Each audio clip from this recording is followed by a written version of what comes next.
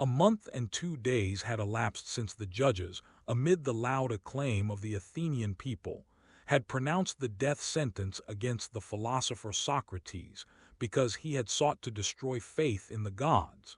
What the gadfly is to the horse Socrates was to Athens. The gadfly stings the horse in order to prevent it from dozing off and to keep it moving briskly on its course. The philosopher said to the people of Athens, "I am your gadfly. My sting pricks your conscience and arouses you when you are caught napping. Sleep not, people of Athens. Awake and seek the truth." The people arose in their exasperation and cruelly demanded to be rid of their gadfly. "Perchance both of his accusers, Meletus and Anytus, are wrong," said the citizens, on leaving the court after sentence had been pronounced. "But after all, whither do his doctrines tend? What would he do? He has wrought confusion. He overthrows beliefs that have existed since the beginning. He speaks of new virtues which must be recognized and sought for. He speaks of a divinity hitherto unknown to us. The blasphemer, he deems himself wiser than the gods. No, 'twere better we remain true to the old gods whom we know. They may not always be just. Sometimes they may flare up in unjust wrath, and they may also be seized with a wanton lust for the wives of mortals. But did not our ancestors live with them in the peace of their souls? Did not our forefathers accomplish their heroic deeds with the help of these very gods? And now the faces of the Olympians have paled and the old virtue is out of joint. What does it all lead to? Should not an end be put to this impious wisdom once for all?" Thus the citizens of Athens spoke to one another as they left the place, and the blue twilight was falling. They had determined to kill the restless gadfly in the hope that the countenances of the gods would shine again. And yet, before their souls arose the mild figure of the singular philosopher. There were some citizens who recalled how courageously he had shared their troubles and dangers at Potidaea, how he alone had prevented them from committing the sin of unjustly executing the generals after the victory over the Arginusi, how he alone had dared to raise his voice against the tyrants who had had 1,500 people put to death, speaking to the people on the marketplace concerning shepherds and their sheep. "Is not he a good shepherd," he asked, "who guards his flock and watches over its increase? Or is it the work of the good shepherd to reduce the number of his sheep and disperse them, and of the good ruler to do the same with his people? Men of Athens, let us investigate this question." And at this question of the solitary, undefended philosopher, the faces of the tyrants paled, while the eyes of the youths kindled with the fire of just wrath and indignation. Thus, when on dispersing after the sentence the Athenians recalled all these things of Socrates, their hearts were oppressed with heavy doubt. "Have we not done a cruel wrong to the son of Sophroniscus?" But then the good Athenians looked upon the harbor and the sea, and in the red glow of the dying day they saw the purple sails of the sharp-keeled ship, sent to the Delian festival, shimmering in the distance on the blue Pontus. The ship would not return until the expiration of a month, and the Athenians recollected that during this time no blood might be shed in Athens, whether the blood of the innocent or the guilty. A month, moreover, has many days and still more hours. Supposing the son of Sophroniscus had been unjustly condemned, who would hinder his escaping from the prison, especially since he had numerous friends to help him? Was it so difficult for the rich Plato, for Aeschines and others to bribe the guards? Then the restless gadfly would flee from Athens to the barbarians in Thessaly, or to the Peloponnesus, or, still farther, to Egypt. Athens would no longer hear his blasphemous speeches. His death would not weigh upon the conscience of the worthy citizen, and so everything would end for the best of all. Thus said many to themselves that evening, while aloud they praised the wisdom of the Demos and the Heliasts. In secret, however, they cherished the hope that the restless philosopher would leave Athens, fly from the hemlock to the barbarians, and so free the Athenians of his troublesome presence, and of the pangs of consciences that smote them for inflicting death upon an innocent man. 32 times since that evening had the sun risen from the ocean and dipped down into it again. The ship had returned from Delos and lay in the harbor with sadly drooping sails, as if ashamed of its native city. The moon did not shine in the heavens, the sea heaved under a heavy fog, and on the hills lights peered through the obscurity like the eyes of men gripped by a sense of guilt. The stubborn Socrates did not spare the conscience of the good Athenians. "We part, you go home and I go to death," he said to the judges after the sentence had been pronounced. "I know not, my friends, which of us chooses the better lot." As the time had approached for the return of the ship, many of the citizens had begun to feel uneasy. Must that obstinate fellow really die? And they began to appeal to the consciences of Aeschines, Phaedo, and other pupils of Socrates, trying to urge them on to further efforts for their master. "Will you permit your teacher to die?" they asked reproachfully in biting tones. "Or do you grudge the few coins it would take to bribe the guard?" In vain Crito besought Socrates to take to flight, and complained that the public was upbraiding his disciples with lack of friendship and with avarice. The self-willed philosopher refused to gratify his pupils or the good people of Athens. "Let us investigate," he said. "If it turns out that I must flee, I will flee, but if I must die, I will die. Let us remember what we once said. The wise man need not fear death. He need fear nothing but falsehood.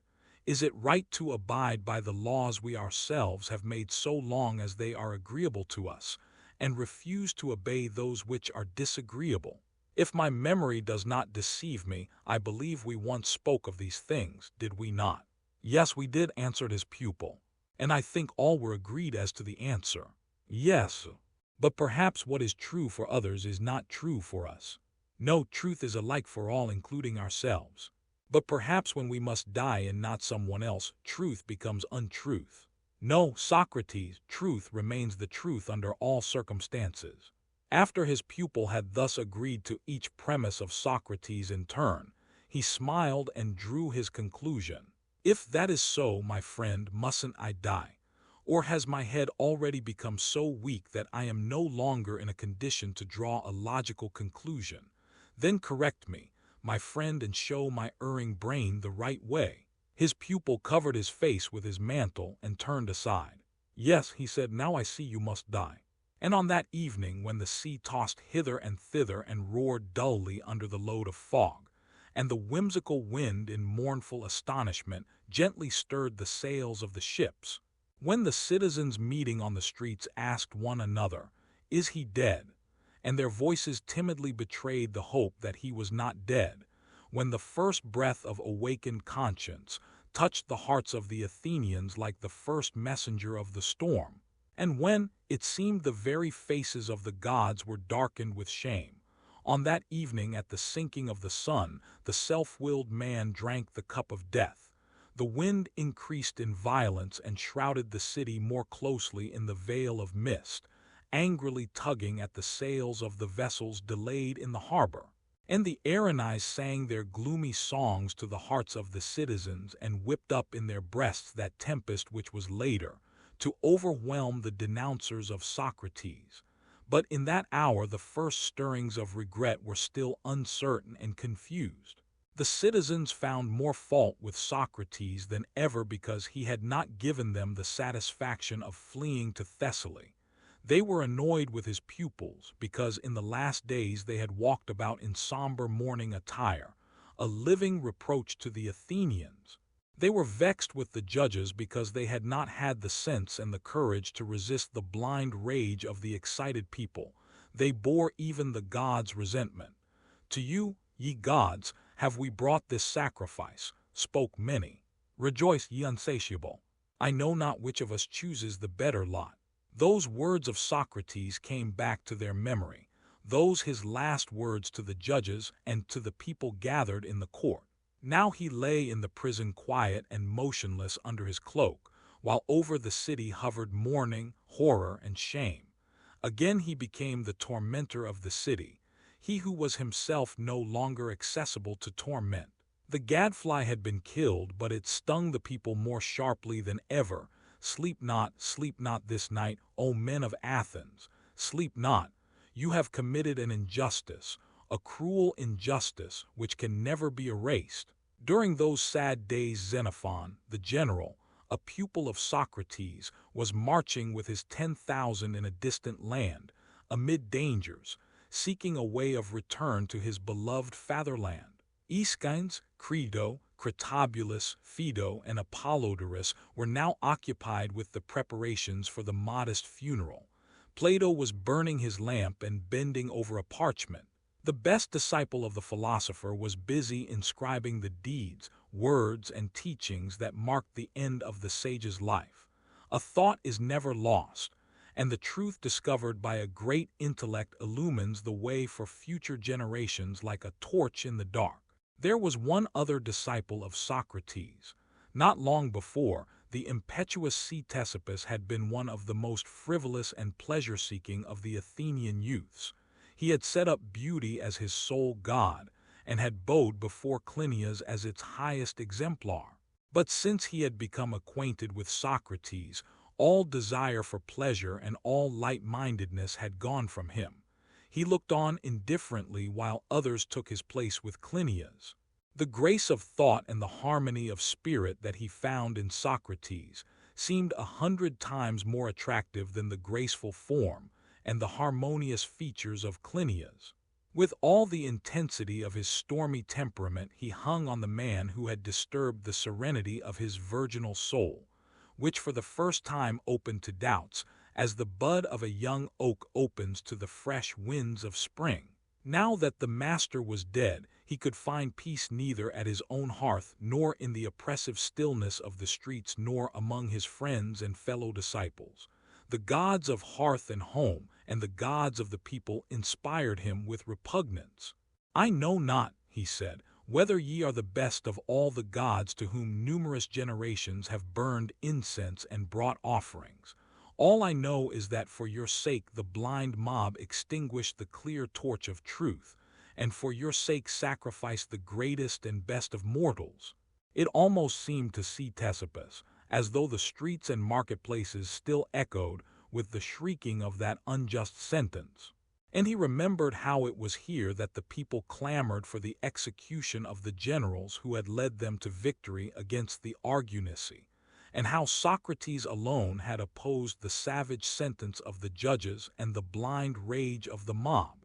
But when Socrates himself needed a champion, no one had been found to defend him with equal strength. Ctesippus blamed himself and his friends, and for that reason he wanted to avoid everybody, even himself, if possible. That evening he went to the sea, but his grief grew only the more violent. It seemed to him that the mourning daughters of Nereus were tossing hither and thither on the shore, bewailing the death of the best of the Athenians and the folly of the frenzied city. The waves broke on the rocky coast with a growl of lament. Their booming sounded like a funeral dirge. He turned away, left the shore, and went on further without looking before him. He forgot time and space and his own ego, filled only with the afflicting thought of Socrates. Yesterday he still was, yesterday his mild words still could be heard. How is it possible that today he no longer is? O night, O giant mountain shrouded in mist, O heaving sea moved by your own life, O restless winds that carry the breath of an immeasurable world on your wings, O starry vault flecked with flying clouds, take me to you, disclose to me the mystery of this death, if it is revealed to you. And if ye know not, then grant my ignorant soul your own lofty indifference. Remove from me these torturing questions. I no longer have strength to carry them in my bosom without an answer, without even the hope of an answer. For who shall answer them, now that the lips of Socrates are sealed in eternal silence, and eternal darkness is laid upon his lids? Thus Ctesippus cried out to the sea and the mountains, and to the dark night, which followed its invariable course ceaselessly, invisibly, over the slumbering world. Many hours passed before Ctesippus glanced up, and saw whither his steps had unconsciously led him. A dark horror seized his soul as he looked about him. It seemed as if the unknown gods of eternal night had heard his impious prayer. Ctesippus looked about, without being able to recognize the place where he was. The lights of the city had long been extinguished by the darkness. The roaring of the sea had died away in the distance. His anxious soul had even lost the recollection of having heard it. No single sound, no mournful cry of nocturnal bird, nor whir of wings, nor rustling of trees, nor murmur of a merry stream, broke the deep silence. Only the blind will-o'-the-wisps flickered here and there over rocks, and sheet lightning, unaccompanied by any sound, flared up and died down against crag peaks. This brief illumination merely emphasized the darkness, and the dead light disclosed the outlines of dead deserts crossed by gorges like crawling serpents, and rising into rocky heights in a wild chaos. All the joyous gods that haunt green groves, purling brooks, and mountain valleys seemed to have fled forever from these deserts. Pan alone, the great and mysterious Pan, was hiding somewhere nearby in the chaos of nature, and with mocking glance seemed to be pursuing the tiny ant that a short time before had blasphemously asked to know the secret of the world and of death. Dark, senseless horror overwhelmed the soul of Ctesippus. It is thus that the sea in stormy floodtide overwhelms a rock on the shore. Was it a dream? Was it reality? Or was it the revelation of the unknown divinity? Ctesippus felt that in an instant he would step across the threshold of life, and that his soul would melt into an ocean of unending, inconceivable horror like a drop of rain in the waves of the gray sea on a dark and stormy night. But at this moment he suddenly heard voices that seemed familiar to him, and in the glare of the sheet lightning his eyes recognized human figures. On a rocky slope sat a man in deep despair. He had thrown a cloak over his head and was bowed to the ground. Another figure approached him softly, cautiously climbing upward and carefully feeling every step. The first man uncovered his face and exclaimed, "Is that you I just now saw, my good Socrates? Is that you passing by me in this cheerless place? I have already spent many hours here without knowing when day will relieve the night. I have been waiting in vain for the dawn. Yes, I am Socrates, my friend, and you, are you not Elpidias who died 3 days before me? Yes, I am Elpidias, formerly the richest tanner in Athens, now the most miserable of slaves. For the first time I understand the words of the poet, better to be a slave in this world than a ruler in gloomy Hades. My friend, if it is disagreeable for you where you are, why don't you move to another spot? O Socrates, I marvel at you. How dare you wander about in this cheerless gloom? I sit here overcome with grief and bemoan the joys of a fleeting life. Friend Elpidias, like you, I too was plunged in this gloom when the light of earthly life was removed from my eyes. But an inner voice told me, tread this new path without hesitation, and I went. But whither do you go, O son of Sophroniscus? Here there is no way, no path, not even a ray of light, nothing but a chaos of rocks, mist, and gloom. And true. But, my Elpidias, since you are aware of this sad truth, have you not asked yourself what is the most distressing thing in your present situation? Undoubtedly the dismal darkness. Then one should seek for light. Perchance you will find here the great law, that mortals must in darkness seek the source of life. Do you not think it is better so to seek than to remain sitting in one spot? I think it is. Therefore I keep walking. Farewell. O good Socrates, abandon me not. You go with sure steps through the pathless chaos in Hades. Hold out to me but a fold of your mantle. If you think it is better for you too, then follow me, friend Elpidias. And the two shades walked on, while the soul of Ctesippus, released by sleep from its mortal envelope, flew after them, greedily absorbing the tones of the clear Socratic speech. Are you here, good Socrates? The voice of the Athenian again was heard. Why are you silent? Converse shortens the way, and I swear by Hercules, never did I have to traverse such a horrid way. Put questions, friend Elpidias.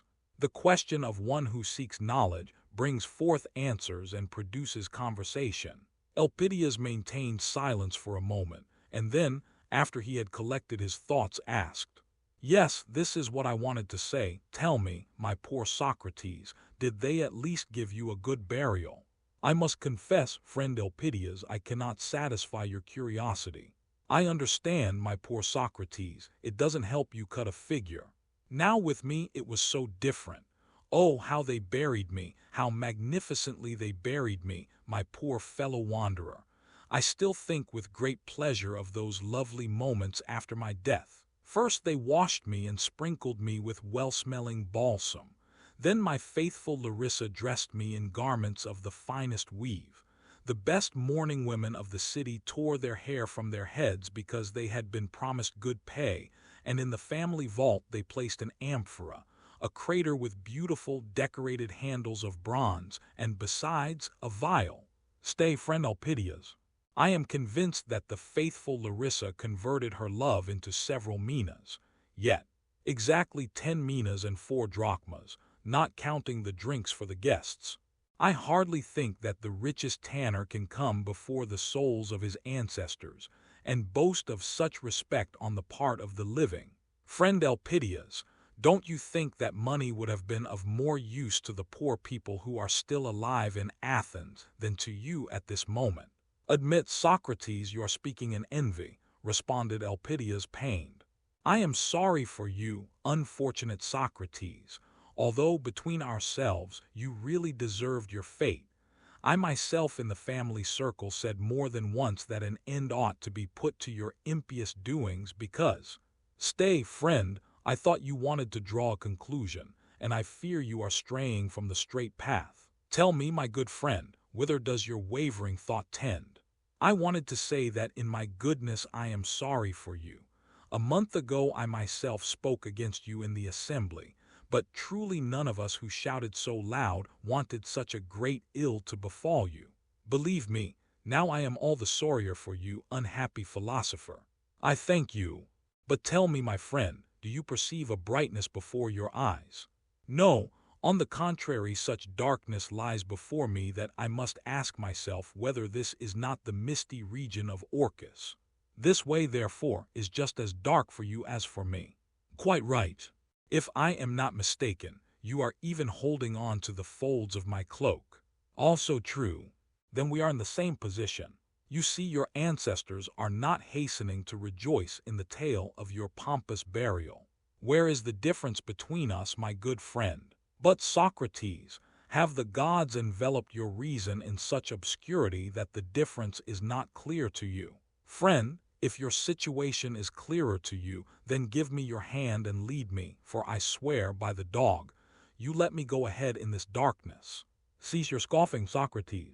Do not make sport and do not compare yourself, your godless self, with a man who died in his own bed. Ah, I believe I am beginning to understand you.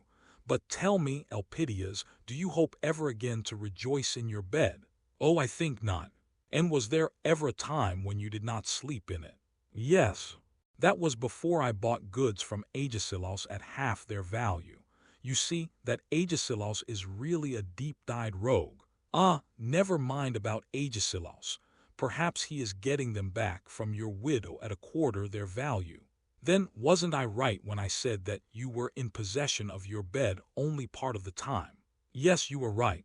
Well, and I too was in possession of the bed in which I died part of the time. Proteus, the good guard of the prison, lent it to me for a period. Oh, if I had known what you were aiming at with your talk, I wouldn't have answered your wily questions. By Hercules, such profanation is unheard of. He compares himself with me. Why, I could put an end to you with 2 words if it came to it. Say them, Elpidias, without fear. Words can scarcely be more destructive to me than the hemlock. Well then, that is just what I wanted to say. You unfortunate man, you died by the sentence of the court and had to drink hemlock. But I have known that since the day of my death, even long before. And you, unfortunate Elpidias, tell me what caused your death. Oh, with me it was different, entirely different. You see, I got the dropsy in my abdomen. An expensive physician from Corinth was called who promised to cure me for 2 minas, and he was given half that amount in advance. I am afraid that Larissa, in her lack of experience in such things, gave him the other half too. Then the physician did not keep his promise. That's it. And you died from dropsy. Ah, Socrates, believe me, 3 times it wanted to vanquish me, and finally it quenched the flame of my life. Then tell me, did death by dropsy give you great pleasure? Oh, wicked Socrates, don't make sport of me. I told you it wanted to vanquish me 3 times. I bellowed like a steer under the knife of the slaughterer, and begged the parky to cut the thread of my life as quickly as possible. That doesn't surprise me. But from what do you conclude that the dropsy was pleasanter to you than the hemlock to me? The hemlock made an end of me in a moment. I see I fell into your snare again, you crafty sinner. I won't enrage the gods still more by speaking with you, you destroyer of sacred customs. Both were silent and quiet reigned, but in a short while Elpidias was again the first to begin a conversation. Why are you silent, good Socrates? My friend, didn't you yourself ask for silence? I am not proud, and I can treat men who are worse than I am considerately. Don't let us quarrel. I did not quarrel with you, friend Elpidias, and did not wish to say anything to insult you. I am merely accustomed to get at the truth of things by comparisons. My situation is not clear to me. You consider your situation better, and I should be glad to learn why. On the other hand, it would not hurt you to learn the truth, whatever shape it may take. Well, no more of this. Tell me, are you afraid? I don't think that the feeling I now have can be called fear. I am afraid, although I have less cause than you to be at odds with the gods. But don't you think that the gods, in abandoning us to ourselves here in this chaos, have cheated us of our hopes? That depends upon what sort of hopes they were. What did you expect from the gods, Elpidias? Well, what did I expect from the gods? What curious questions you ask, Socrates. If a man throughout life brings offerings, and at his death passes away with a pious heart and with all that custom demands, the gods might at least send someone to meet him, at least one of the inferior gods, to show a man the way. But that reminds me, many a time when I begged for good luck in traffic in hides, I promised Hermes calves. And you didn't have luck. Oh yes, I had luck, good Socrates, but I understand you had no calf. Bah! Socrates, a rich tanner and not have calves. Now I understand. You had luck, had calves, but you kept them for yourself and Hermes received nothing. You're a clever man, I've often said so. I kept only 3 of my 10 oaths, and I didn't deal differently with the other gods. If the same is the case with you, isn't that the reason, possibly, why we are now abandoned by the gods? To be sure, I ordered Larissa to sacrifice a whole hecatomb after my death. But that is Larissa's affair, whereas it was you, friend Elpidias, who made the promises. That's true, that's true. But you, good Socrates, could you, godless as you are, deal better with the gods than I, who was a God-fearing tanner? My friend, I know not whether I dealt better or worse. At first I brought offerings without having made vows. Later I offered neither calves nor vows. What, not a single calf, you unfortunate man? Yes, friend, if Hermes had had to live by my gifts, I am afraid he would have grown very thin. I understand. You did not traffic in cattle, so you offered articles of some other trade, probably a mina or so of what the pupils paid you. You know, my friend, I didn't ask pay of my pupils, and my trade scarcely sufficed to support me. If the gods reckoned on the sorry remnants of my meals, they miscalculated. O blasphemer, in comparison with you I can be proud of my piety. Ye gods, look upon this man. I did deceive you at times, but now and then I shared with you the surplus of some fortunate deal. He who gives at all gives much in comparison with a blasphemer who gives nothing. Socrates, I think you had better go on alone. I fear that your company, godless one, damages me in the eyes of the gods. As you will, good Elpidias. I swear by the dog no one shall force his company on another. Unhand the fold of my mantle and farewell. I will go on alone. And Socrates walked forward with a sure tread, feeling the ground, however, at every step. But Elpidias behind him instantly cried out, "Wait, wait, my good fellow citizen, do not leave an Athenian alone in this horrible place. I was only making fun. Take what I said as a joke and don't go so quickly. I marvel how you can see a thing in this hellish darkness. Friend, I have accustomed my eyes to it." "That's good. Still I can't approve of your not having brought sacrifices to the gods. No, I can't, poor Socrates, I can't. The honorable Sophroniscus certainly taught you better in your youth, and you yourself used to take part in the prayers. I saw you. Yes, but I am accustomed to examine all our motives and to accept only those that after investigation prove to be reasonable. And so a day came on which I said to myself, 'Socrates, here you are praying to the Olympians. Why are you praying to them?'" Elpidias laughed. "Really, you philosophers sometimes don't know how to answer the simplest questions. I'm a plain tanner who never in my life studied sophistry, yet I know why I must honor the Olympians. Tell me quickly so that I too may know why." "Why, ha. It's too simple, you wise Socrates."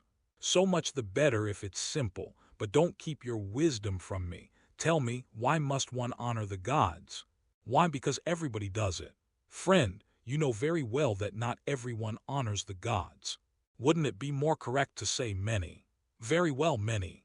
But tell me, don't more men deal wickedly than righteously?" "I think so. You find more wicked people than good people. Therefore, if you follow the majority, you ought to deal wickedly and not righteously." "What are you saying?" "I'm not saying it, you are. But I think the reason that men reverence the Olympians is not because the majority worship them. We must find another, more rational ground. Perhaps you mean they deserve reverence." "Yes, very right." "Good. But then arises a new question. Why do they deserve reverence?" "Because of their greatness." "Ah, that's more like it. Perhaps I will soon be agreeing with you. It only remains for you to tell me wherein their greatness consists." "That's a difficult question, isn't it? Let us seek the answer together. Homer says that the impetuous Ares, when stretched flat on the ground by a stone thrown by Pallas Athene, covered with his body the space that can be traveled in 7 mornings. You see what an enormous space. Is that wherein greatness consists? There you have me, my friend. That raises another question. Do you remember the athlete Theophanes? He towered over the people a whole head's length, whereas Pericles was no larger than you. But whom do we call great, Pericles or Theophanes?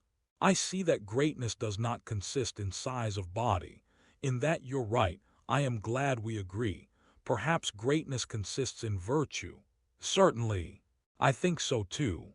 "Well then, who must bow to whom? The small before the large, or those who are great in virtues before the wicked?" "The answer is clear." "I think so too. Now we will look further into this matter. Tell me truly, did you ever kill other people's children with arrows?" "It goes without saying, never." "Do you think so ill of me? Nor have you, I trust, ever seduced the wives of other men." "I was an upright tanner and a good husband." "Don't forget that, Socrates, I beg of you. You never became a brute, nor by your lustfulness gave your faithful Larissa occasion to revenge herself on women whom you had ruined and on their innocent children." "You anger me really, Socrates." "But perhaps you snatched your inheritance from your father and threw him into prison." "Never." "Why these insulting questions?" "Wait, my friend. Perhaps we will both reach a conclusion. Tell me, would you have considered a man great who had done all these things of which I have spoken?" No. I should have called such a man a scoundrel, and lodged public complaint against him with the judges in the marketplace." "Well, Elpidias, why did you not complain in the marketplace against Zeus and the Olympians?" "The son of Cronos carried on war with his own father, and was seized with brutal lust for the daughters of men, while Hera took vengeance upon innocent virgins. Did not both of them convert the unhappy daughter of Inichos into a common cow? Did not Apollo kill all the children of Niobe with his arrows? Did not Calenius steal bulls? Well then, Elpidias, If it is true that he who has less virtue must do honor to him who has more, then you should not build altars to the Olympians, but they to you. Blaspheme not, impious Socrates. Keep quiet, how dare you judge the acts of the gods? Friend, a higher power has judged them. Let us investigate the question. What is the mark of divinity? I think you said greatness, which consists in virtue. Now is not this greatness the one divine spark in man? But if we test the greatness of the gods by our small human virtues, and it turns out that that which measures is greater than that which is measured, then it follows that the divine principle itself condemns the Olympians. But then, what then? Then, friend Elpidias, they are no gods but deceptive phantoms, creations of a dream. Is it not so? Ah, that's whither your talk leads, you barefooted philosopher. Now I see what they said of you is true. You are like that fish that takes men captive with its look. So you took me captive in order to confound my believing soul and awaken doubt in it. It was already beginning to waver in its reverence for Zeus. Speak alone. I won't answer any more. Be not wrathful, Elpidias. I don't wish to inflict any evil upon you. But if you are tired of following my arguments to their logical conclusions, permit me to relate to you an allegory of a Milesian youth. Allegories rest the mind, and the relaxation is not unprofitable. Speak, if your story is not too long and its purpose is good. Its purpose is truth, friend Elpidias, and I will be brief. Once, you know, in ancient times, Miletus was exposed to the attacks of the barbarians. Among the youth who were seized was a son of the wisest and best of all the citizens in the land. His precious child was overtaken by a severe illness and became unconscious. He was abandoned and allowed to lie like worthless booty. In the dead of night he came to his senses. High above him glimmered the stars. Round about stretched the desert, and in the distance he heard the howl of beasts of prey. He was alone. He was entirely alone, and besides that, the gods had taken from him the recollection of his former life. In vain he racked his brain. It was as dark and empty as the inhospitable desert in which he found himself. But somewhere, far away, behind the misty and obscure figures conjured up by his reason, loomed the thought of his lost home, and a vague realization of the figure of the best of all men. And in his heart resounded the word Father. Doesn't it seem to you that the fate of this youth resembles the fate of all humanity? How so? Do we not all awake to life on earth with a hazy recollection of another home? And does not the figure of the great unknown hover before our souls? Continue, Socrates, I am listening. The youth revived, arose, and walked cautiously, seeking to avoid all dangers. When after long wanderings his strength was nearly gone, he discerned a fire in the misty distance which illumined the darkness and banished the cold. A faint hope crept into his weary soul, and the recollections of his father's house again awoke within him. The youth walked toward the light and cried, "It is you, my father, it is you." And was it his father's house? No, it was merely a night lodging of wild nomads. So for many years he led the miserable life of a captive slave, and only in his dreams saw the distant home and rested on his father's bosom. Sometimes with weak hand he endeavored to lure from dead clay or wood or stone the face and form that ever hovered before him. There even came moments when he grew weary and embraced his own handiwork and prayed to it and wet it with his tears. But the stone remained cold stone. And as he waxed in years, the youth destroyed his creations, which already seemed to him a vile defamation of his ever-present dreams. At last fate brought him to a good barbarian who asked him for the cause of his constant mourning. When the youth confided to him the hopes and longings of his soul, the barbarian, a wise man, said, "The world would be better did such a man and such a country exist as that of which you speak. But by what mark would you recognize your father?" "In my country," answered the youth, "they reverenced wisdom and virtue and looked up to my father as to the master." "Well and good," answered the barbarian. "I must assume that a kernel of your father's teaching resides in you. Therefore take up the wanderer's staff and proceed on your way. Seek perfect wisdom and truth, and when you have found them, cast aside your staff. There will be your home and your father." And the youth went on his way at break of day. Did he find the one whom he sought? He is still seeking. Many countries, cities, and men has he seen. He has come to know all the ways by land. He has traversed the stormy seas. He has searched the courses of the stars in heaven by which a pilgrim can direct his course in the limitless deserts. And each time that on his wearisome way an inviting fire lighted up the darkness before his eyes, his heart beat faster and hope crept into his soul. "That is my father's hospitable house," he thought. And when a hospitable host would greet the tired traveler and offer him the peace and blessing of his hearth, the youth would fall at his feet and say with emotion, "I thank you, my father. Do you not recognize your son?" And many were prepared to take him as their son, for at that time children were frequently kidnapped. But after the first glow of enthusiasm, the youth would detect traces of imperfection, sometimes even of wickedness. Then he would begin to investigate and to test his host with questions concerning justice and injustice, and soon he would be driven forth again upon the cold, wearisome way. More than once he said to himself, "I will remain at this last hearth, I will preserve my last belief. It shall be the home of my father."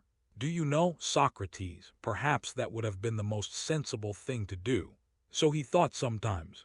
But the habit of investigating the confused dream of a father gave him no peace.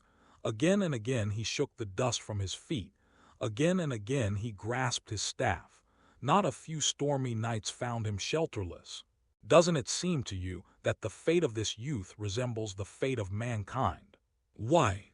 Does not the race of man make trial of its childish belief and doubt it while seeking the unknown? Doesn't it fashion the form of its father in wood, stone, custom, and tradition? And then man finds the form imperfect, destroys it, and again goes on his wanderings in the desert of doubt, always for the purpose of seeking something better. Oh, you cunning sage, now I understand the purpose of your allegory. And I will tell you to your face that if only a ray of light were to penetrate this gloom, I would not put the Lord on trial with unnecessary questions.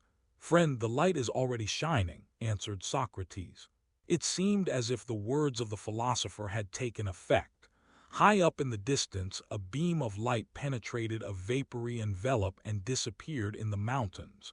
It was followed by a second and a third. There beyond the darkness luminous genii seemed to be hovering, and a great mystery seemed about to be revealed, as if the breath of life were blowing, as if some great ceremony were in process. But it was still very remote. The shades descended thicker and thicker.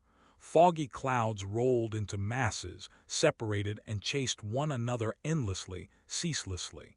A blue light from a distant peak fell upon a deep ravine. The clouds rose and covered the heavens to the zenith. The rays disappeared and withdrew to a greater and greater distance, as if fleeing from this veil of shades and horrors. Socrates stood and looked after them sadly. Elpidias peered up at the peak full of dread. "Look, Socrates, what do you see there on the mountain?" "Friend," answered the philosopher, "let us investigate our situation.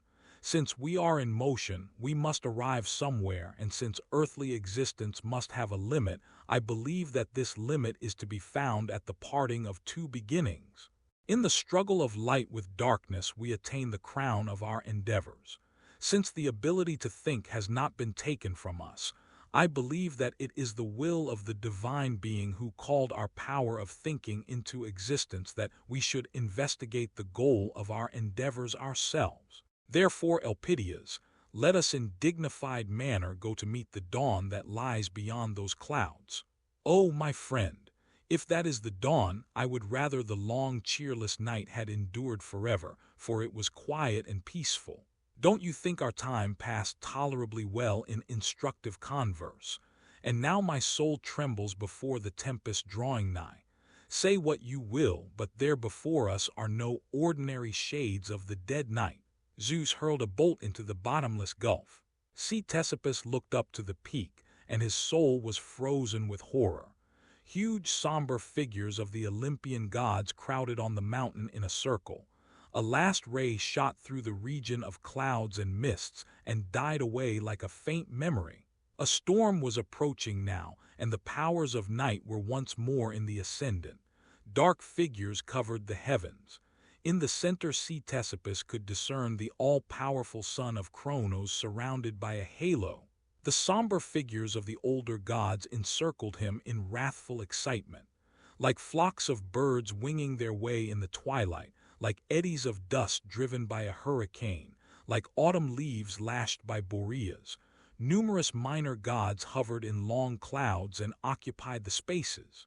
When the clouds gradually lifted from the peak and sent down dismal horror to embrace the earth, Ctesippus fell upon his knees. Later, he admitted that in this dreadful moment he forgot all his master's deductions and conclusions. His courage failed him, and terror took possession of his soul. He merely listened. Two voices resounded there where before had been silence, the one the mighty and threatening voice of the Godhead, the other the weak voice of a mortal which the wind carried from the mountain slope to the spot where Ctesippus had left Socrates.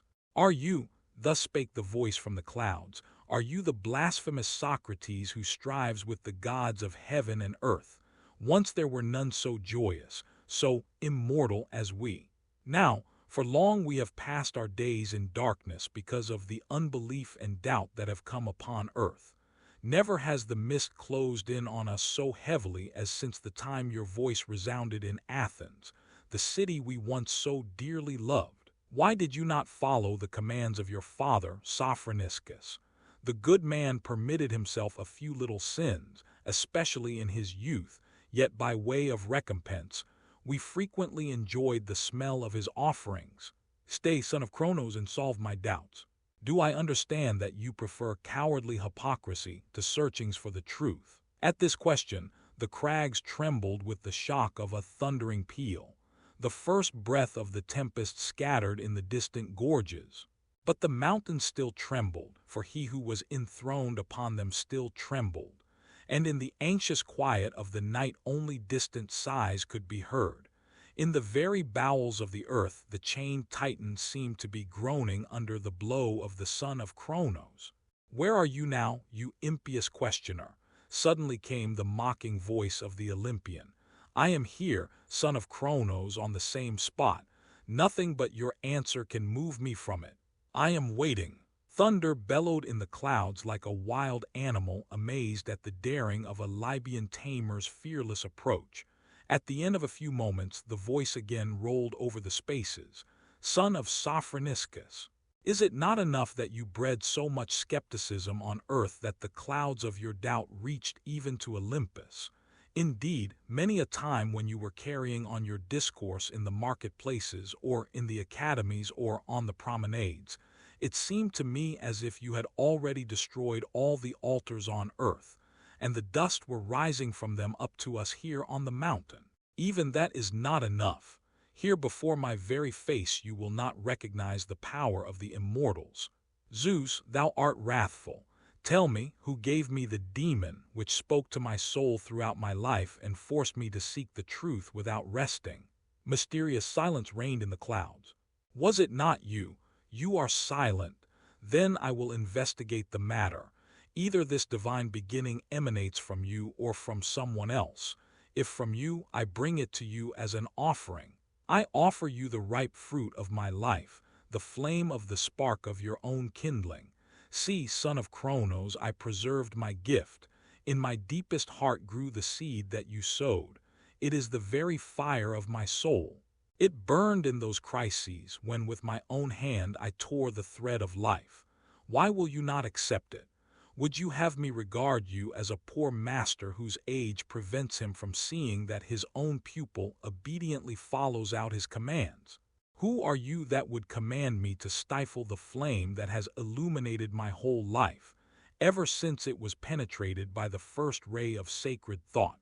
The sun says not to the stars, "Be extinguished that I may rise."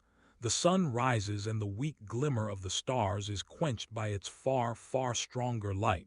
The day says not to the torch, "Be extinguished." You interfere with me. The day breaks and the torch smokes but no longer shines. The divinity that I am questing is not you who are afraid of doubt. That divinity is like the day, like the sun, and shines without extinguishing other lights. The God I seek is the God who would say to me, "Wanderer, give me your torch, you no longer need it, for I am the source of all light." Searcher for truth, set upon my altar the little gift of your doubt, because in me is its solution. If you are that God, hearken to my questions. No one kills his own child, and my doubts are a branch of the eternal Spirit whose name is truth. Round about the fires of heaven tore the dark clouds, and out of the howling storm again resounded the powerful voice. Whither did your doubts tend, you arrogant sage, who renounce humility, the most beautiful adornment of earthly virtues? You abandoned the friendly shelter of credulous simplicity to wander in the desert of doubt. You have seen this dead space from which the living gods have departed. Will you traverse it, you insignificant worm who crawl in the dust of your pitiful profanation of the gods? Will you vivify the world? Will you conceive the unknown divinity to whom you do not dare to pray? You miserable digger of dung, soiled by the smut of ruined altars, are you perchance the architect who shall build the new temple? Upon what do you base your hopes, you who disavow the old gods and have no new gods to take their place? The eternal night of doubts unsolved, the dead desert deprived of the living spirit, this is your world, you pitiful worm, who gnawed at the living belief which was a refuge for simple hearts, who converted the world into a dead chaos. Now then, where are you, you insignificant blasphemous sage? Nothing was heard but the mighty storm roaring through the spaces. Then the thunder died away, the wind folded its pinions, and torrents of rain streamed through the darkness, like incessant floods of tears which threatened to devour the earth and drown it in a deluge of unquenchable grief. It seemed to Ctesippus that the master was overcome, and that the fearless, restless, questioning voice had been silenced forever. But a few moments later it issued again from the same spot. Your words, son of Kronos, hit the mark better than your thunderbolts. The thoughts you have cast into my terrified soul have haunted me often, and it has sometimes seemed as if my heart would break under the burden of their unendurable anguish. Yes, I abandoned the friendly shelter of credulous simplicity. Yes, I have seen the spaces from which the living gods have departed enveloped in the night of eternal doubt. But I walked without fear, for my demon lighted the way, the divine beginning of all life. Let us investigate the question. Are not offerings of incense burnt on your altars in the name of him who gives life? You are stealing what belongs to another. Not you, but that other is served by credulous simplicity. Yes, you are right, I am no architect. I am not the builder of a new temple. Not to me was it given to raise from the earth to the heavens the glorious structure of the coming faith. I am one who digs dung, soiled by the smut of destruction. But my conscience tells me, son of Kronos, that the work of one who digs dung is also necessary for the future temple. When the time comes for the proud and stately edifice to stand on the purified place, and for the living divinity of the new belief to erect his throne upon it, I, the modest digger of dung, will go to him and say, "Here am I who restlessly crawled in the dust of disavowal. When surrounded by fog and soot, I had no time to raise my eyes from the ground. My head had only a vague conception of the future building. Will you reject me, you just one just and true and great?" Silence and astonishment reigned in the spaces. Then Socrates raised his voice and continued, "The sunbeam falls upon the filthy puddle, and light vapor, leaving heavy mud behind, rises to the sun, melts and dissolves in the ether. With your sunbeam you touched my dust-laden soul, and it aspired to you, unknown one, whose name is mystery. I sought for you because you are truth. I strove to attain to you because you are justice. I loved you because you are love. I died for you because you are the source of life. Will you reject me, O unknown? My torturing doubts, my passionate search for truth, my difficult life, my voluntary death, accept them as a bloodless offering, as a prayer, as a sigh.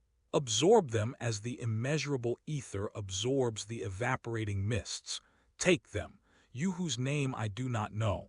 Let not the ghosts of the night I have traversed bar the way to you, to eternal light. Give way, you shades who dim the light of the dawn. I tell you, gods of my people, you are unjust, and where there is no justice there can be no truth, but only phantoms, creations of a dream. To this conclusion have I come, I, Socrates, who sought to fathom all things. Rise, dead mists, I go my way to him whom I have sought all my life long. The thunder burst again, a short, abrupt peal, as if the aegis had fallen from the weakened hand of the thunderer. Storm voices trembled from the mountains, sounding dully in the gorges and died away in the clefts. In their place resounded other, marvelous tones. When Ctesippus looked up in astonishment, a spectacle presented itself such as no mortal eyes had ever seen. The night vanished, the clouds lifted, and godly figures floated in the azure like golden ornaments on the hem of a festive robe.